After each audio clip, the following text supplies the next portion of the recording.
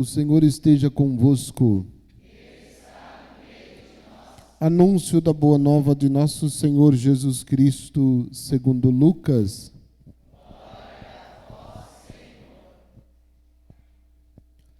Naquele tempo, Jesus dizia aos seus discípulos: um homem rico tinha um administrador que foi acusado de esbanjar os seus bens. Ele o chamou e lhe disse: que é isto que ouço a teu respeito? Presta contas de tua administração, pois já não podes mais administrar meus bens. O administrador então começou a refletir: o Senhor vai me tirar a administração. O que vou fazer? Para cavar, não tenho forças. De mendigar, tenho vergonha. Já sei o que vou fazer. Para que alguém me receba em sua casa quando eu for afastado da administração. Então ele chamou cada um dos que estavam devendo ao seu patrão. Perguntou ao primeiro: quanto deves ao meu patrão? Ele respondeu: 100 barris de óleo. O administrador disse: pega a tua conta, senta-te depressa e escreve 50. Depois ele perguntou a outro: e tu, quanto deves? Ele respondeu: 100 medidas de trigo.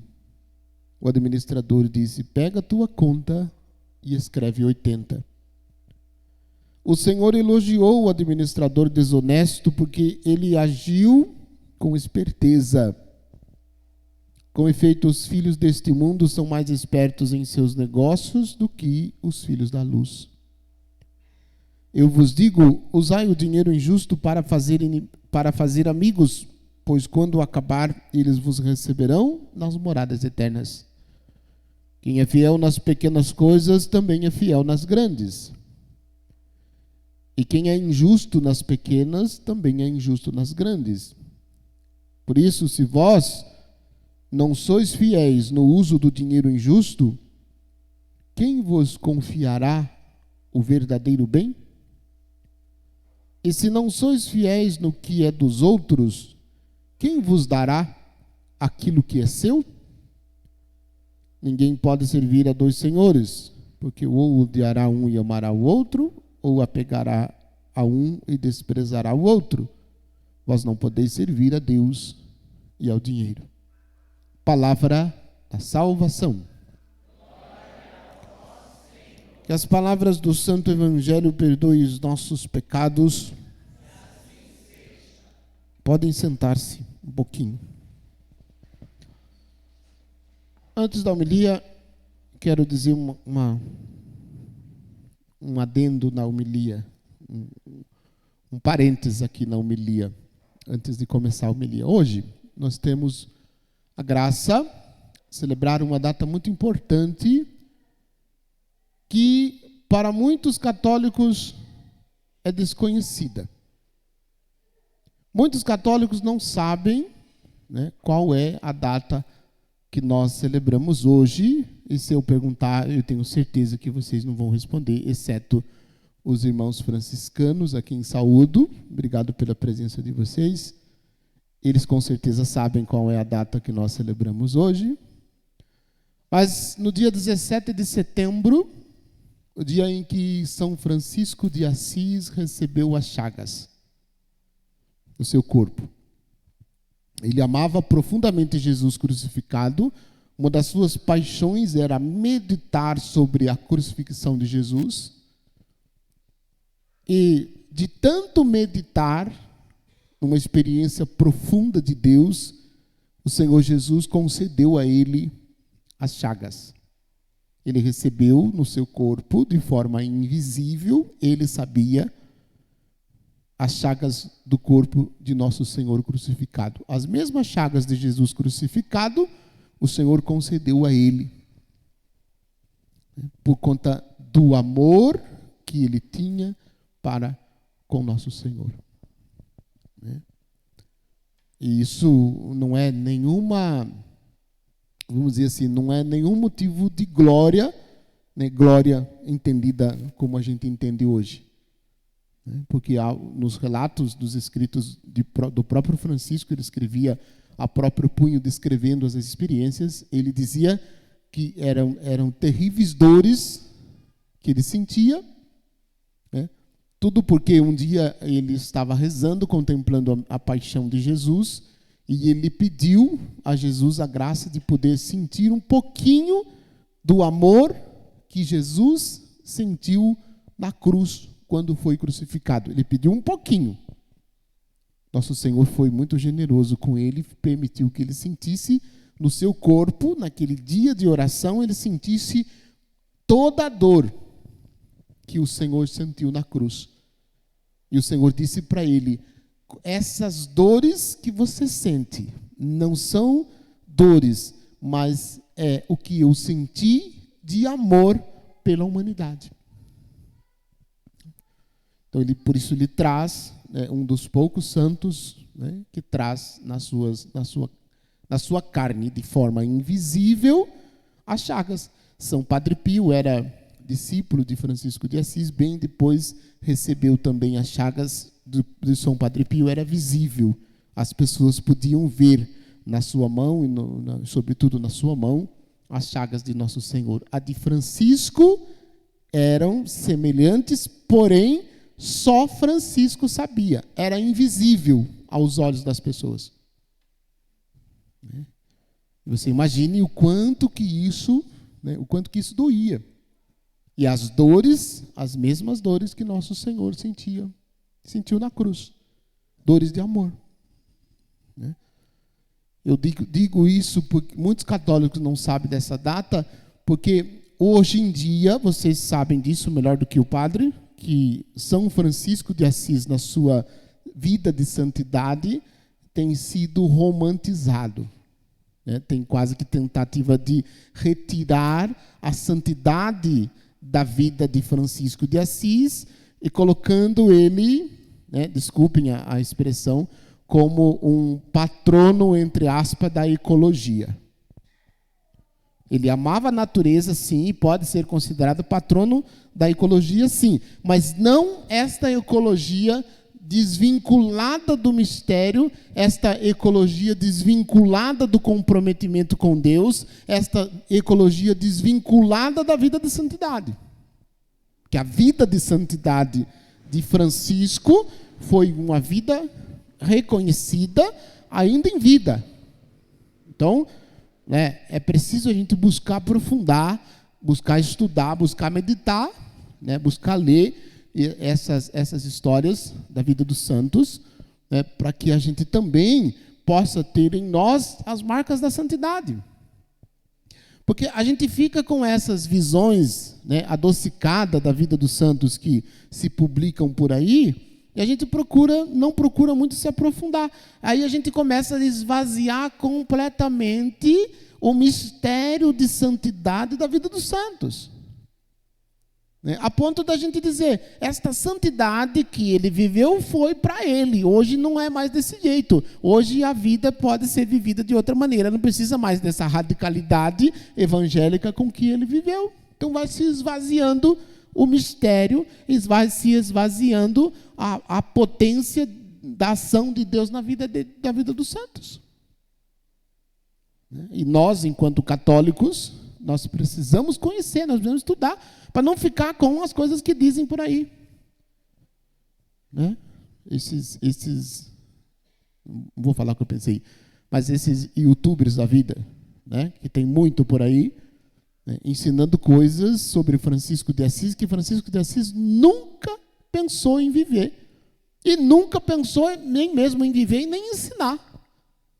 Porque ele viveu a radicalidade do Evangelho de Jesus, a profundidade do amor a Jesus Cristo, genuíno, descrito do jeito que está no Evangelho. E por isso ele se santificou, ele se despojou de tudo, dos bens deste mundo.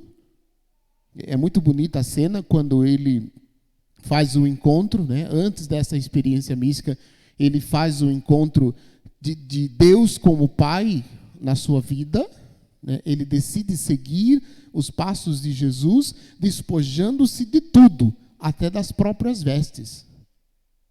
Para seguir os passos de Jesus, ele se despoja até das próprias vestes. Ele fica nu, a ponto do arcebispo ter que colocar a capa sobre ele para cobri-lo, porque ele entregou-se totalmente na vida, nas mãos de Jesus para seguir radicalmente e amar radicalmente a divina pobreza, que ele chamava de digníssima esposa, né?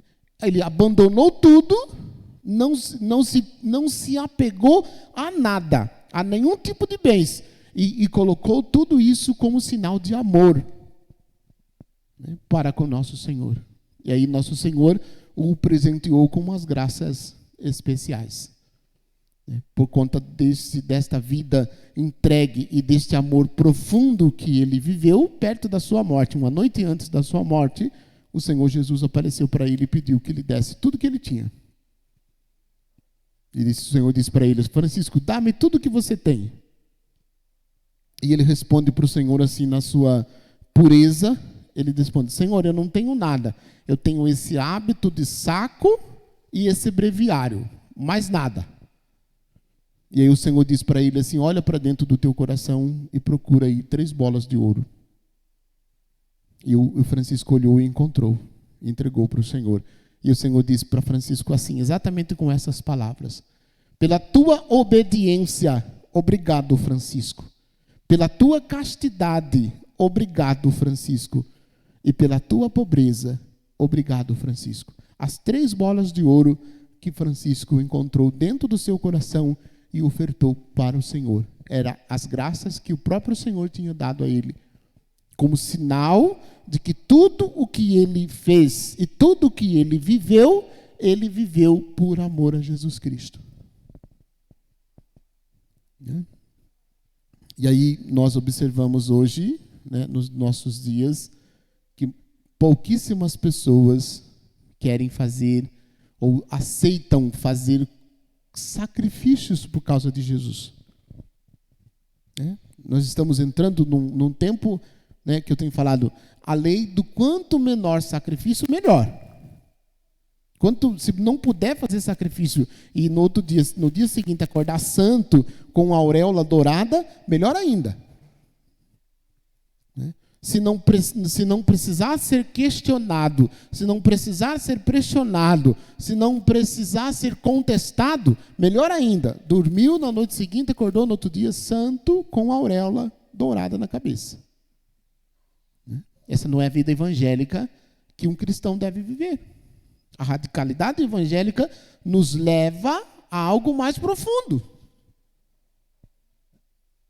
Para este algo mais profundo, a gente precisa ter coragem de fazer de Deus o único Senhor da nossa vida. Fazer o centro mais importante, algo mais importante da nossa vida. Esse texto que nós ouvimos do Evangelho me arrepia sempre quando eu escuto esta frase: os filhos das trevas, os filhos deste mundo são mais espertos em seus negócios do que os filhos da luz. Nós vivemos num tempo onde as pessoas valorizam muito mais aquilo que é mundano do que aquilo que é de Deus. Faz um teste. Convida a lista dos seus, sabe aquela lista que você tem no WhatsApp de amigos? Faça 2 convites. No mesmo grupo, convide para dias diferentes. Convide para um churrasco, aqueles amigos que você tem na lista de WhatsApp. E no outro dia, convidem para rezar o terço. Conte quantas pessoas que estavam no churrasco aparecerão no dia de rezar o terço. Se forem os mesmos, eu mordo a minha língua. Eu tenho certeza que os que irão no dia do terço não são os que foram no dia do churrasco. E se aqueles que forem, se o texto demorar mais de 20 minutos, vão dizer, para que rezar tanto? Quando que vai comer? Vai ter comida? Não, vai ficar só rezando? Ou eu estou enganado, pode ser que eu esteja enganado. Mas faça o teste.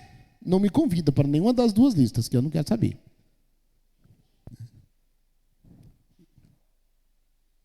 Os filhos deste mundo são mais espertos em seus negócios do que os filhos da luz. Ou seja, se faz muito mais por aquilo que é deste mundo do que por aquilo que é de Deus. E aí, com esta atitude, as pessoas estão mostrando quem é de fato que está sendo Deus na vida delas. Deus não está sendo Deus na vida dessas pessoas. E nós podemos estar no meio delas.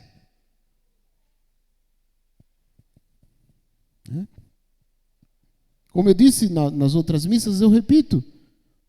Será que Deus está sendo Deus na nossa vida? É muito fácil a gente avaliar. Veja só o teste que você vai aplicar para você. As coisas que você tem pensado nas últimas 42 horas. O que tem passado pela sua cabeça nas últimas 42 horas? Você consegue recordar? Faz um exercício rapidinho. Recorde aí, o que você fez, ou não é que você fez, não. O que você pensou durante as últimas 42 horas que você viveu? O que preocupou você? O que passou na sua cabeça? Você foi dormir pensando, você acordou pensando, você foi trabalhar pensando, você voltou do trabalho pensando, você foi para casa pensando, você foi para a mesa de jantar pensando, você foi dormir pensando. Conseguiu identificar alguma coisa ou não? Agora, não responda, mas conclua. Quantas vezes nesse seu pensamento de 42 horas você pensou somente em Deus? Foi Deus que ocupou o seu pensamento nas últimas 42 horas? Não precisa nem responder, né? Vou tirar foto do seu rosto e mandar para você depois. E você vai ver no seu rosto o que você respondeu. Eu já sei escutar as palavras que as pessoas não falam. Estou aprendendo. De tanto fazer pergunta e o povo não responder, eu estou aprendendo a entender o que a pessoa responde sem responder. Então, se não é Deus que tem ocupado os nossos pensamentos, a maior parte dos nossos pensamentos, é tão somente porque Deus não está sendo Deus na nossa vida. Nós estamos ocupando-nos com outras coisas, nós estamos preocupando-nos com outras realidades e não estamos colocando Deus no lugar que é dele no nosso coração. E a última frase.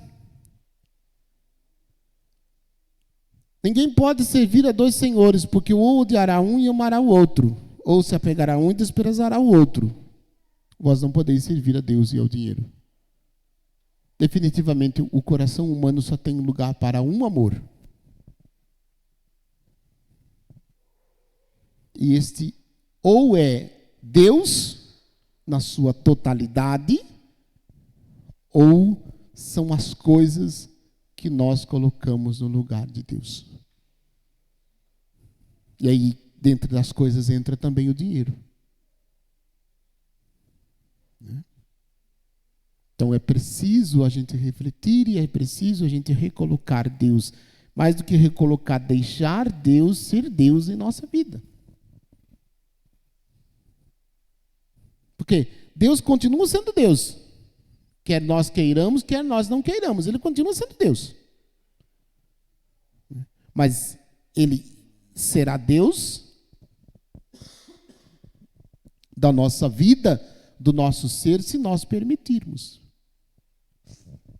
Se nós não colocarmos outras coisas ou outras realidades no lugar que é dele, no nosso coração. Assim ele será Deus. Então, deixemos que Deus seja Deus em nós, para que, como São Francisco de Assis, talvez a nossa santidade não chegue a tanto de recebermos em nosso corpo as chagas de nosso Senhor. Porque as chagas de nosso Senhor manifestado no corpo dos santos era porque eles amavam muito nosso Senhor. E como sinal, como prêmio, como consolação, nosso Senhor concedeu a eles a graça. Como Santa Rita, que recebeu apenas um espinho da coroa.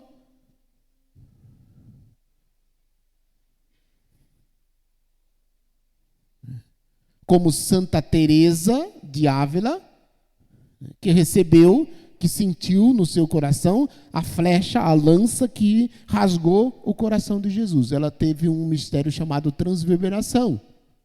E quando foram exumar o corpo de Teresa de Ávila, o coração dela estava intacto com uma ferida,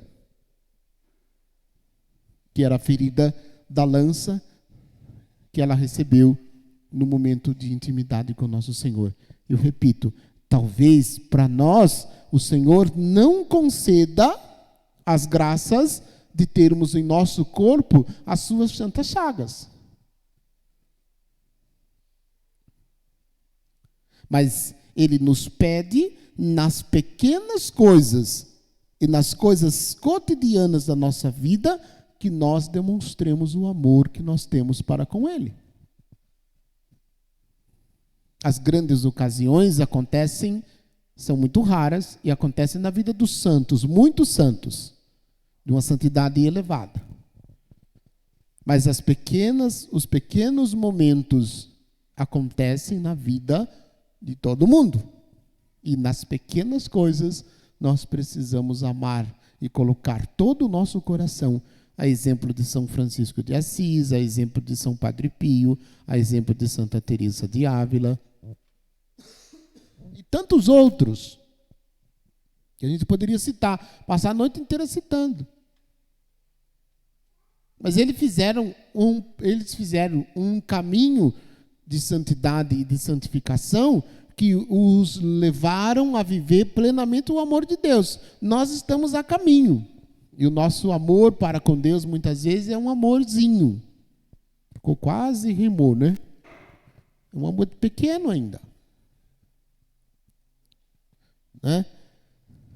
E aí, deixemos que tudo isso, a palavra de Deus vá transformando o nosso coração e a gente possa, né, amá-lo com mais profundidade e colocá-lo no lugar que é dele, no coração, no nosso coração e na nossa vida.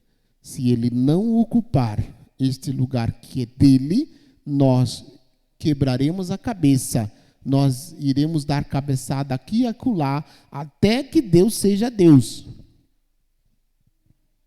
Não deixemos que outras coisas, outras situações ocupem o lugar que é de Deus no nosso coração. Nosso coração pertence a Deus, foi criado para amá-lo. E se não amá-lo, nós estaremos inquietos. Enquanto nós não o amá-lo profundamente, nós estaremos inquietos. Busquemos o amor de Deus, amemos-o com todo o coração, com toda a força, com todos os afetos do nosso coração. Deixemos que Ele seja Deus na nossa vida. Que assim seja. Creio em Deus